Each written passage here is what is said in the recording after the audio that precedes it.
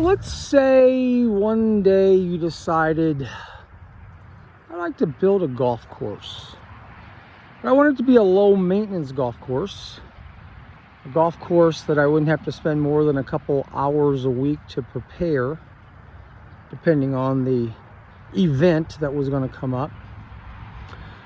So my idea of 12 tee boxes with 4 or 5 turf greens made me start to wonder, what would the tee boxes be like? I think it's kind of boring just to have a flat piece of ground and a nice flat piece of turf or lawn. So part of the 12 tee boxes began with creating themes that were part of my life. So here, as you will see, is what I call my Dolphin tee box. As you notice the 2 dolphins in the background, some people will say, why do you have dolphins in the Midwest? Dolphins don't usually hang out in the Midwest. Well, if you do a little research, you'll realize that many years ago, at the age of 4 and 5, my father made us watch the Miami Dolphins because he said we were related to one of these guys by the name of Bob Greasy, who eventually did become the quarterback for the Miami Dolphins, who to this day, and we can say this with pride, is the only perfect football team in the history of the NFL. The 72 season, and Earl Morrow, yes, you were a huge part of that season, many people don't realize, but that was the season where the Dolphins went undefeated and then they won the Super Bowl. So even though in my podcast you will read and hear about the problem with perfection and my struggle with people who want perfection, isn't it ironic that John Schrader, who has loved the Dolphins since he was 4 and has been one of his most ardent fans, Kenny, if you're listening from Deaconess Hospital, Kenny's also a big fan of the Dolphins. So I thought it was only appropriate that one of my tee boxes needed to commemorate the greatest, most perfect NFL football team of all time, and my distant relative Bob Greasy, who I've had a few meetings with, and Bob was kind of the icon of Evansville for many, many years. He still is.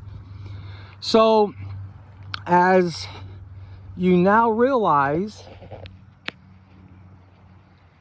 seeing the Dolphins, who obviously need some painting, and hopefully I can convince her someday to paint my Dolphins, you can see that sometimes it's very difficult. Why do people put dolphins in a field in the Midwest of Evansville that somebody said created some crazy exclusivity golf course? We'll talk more about that. But sometimes it's worth asking the questions. Why in the world would you have dolphins on your 10th tee box, even though there aren't many dolphins who are swimming in the Ohio River right now? Which, yeah, we're going to talk about the whale shark on the other side of the property later. But when you ask the questions, you'll usually get an answer that makes you feel a little bit more informed. And John M. Schrader, John 316-317 with a colon MGC, is wanting our country to start asking questions, not in a negative way, but I have found that the thousands and tens of thousands of questions I have asked people through my life gave me the knowledge, gave me the story of why people do what they do. And what I have found out is if you ask the question with respect, you ask the question with confidence, most people will tell you a story that you walk away nodding your head like, wow, okay, now I get it. If we don't ask the question, we may never know the answer. Why would a guy put two stupid, silly dolphins on his 10th tee box unless you realize that, yeah, John used to go down to El Paso, Texas and pick up a whole lot of Mexican statuary. And yes, I would always get some dolphins. But here's the funny part. Do you know which statuary always sold the fastest? I could never get enough of it. It was the mermaids. I would always pick up a half a dozen or a dozen beautiful mermaids. And when I brought them back to the nursery, sure enough, those are the ones that went first. Usually to my male customers.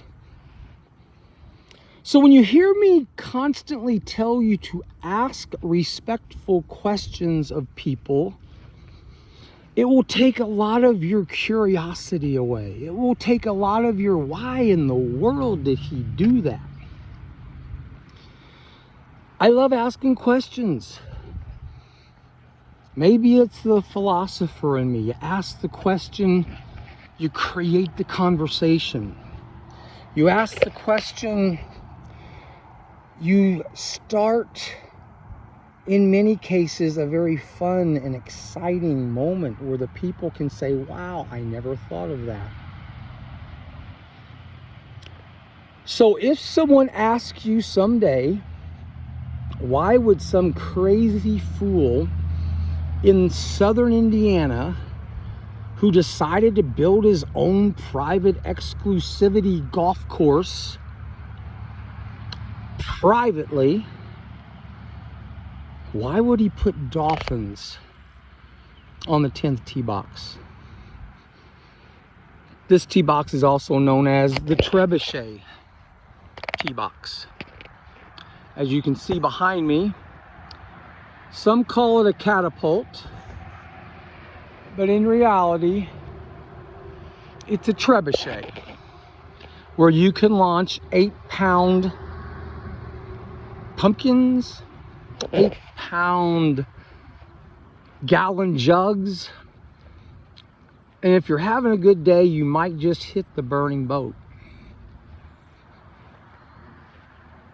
I have always said I am not special, but damn, I learned a long time ago I am different.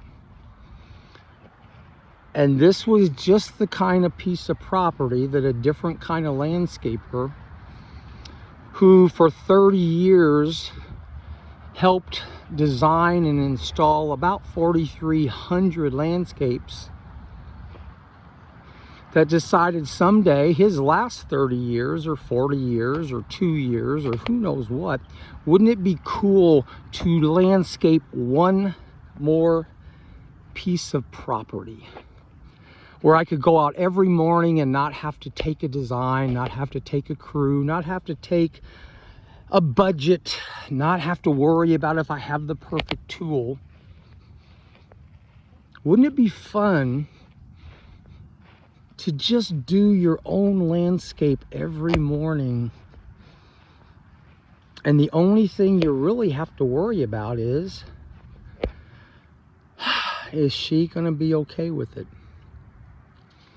And that conversation obviously needs to take place more often than not. So now you know the story behind the dolphins and the 10th tee box. Go out and have an empowering day. What is your landscape plan today?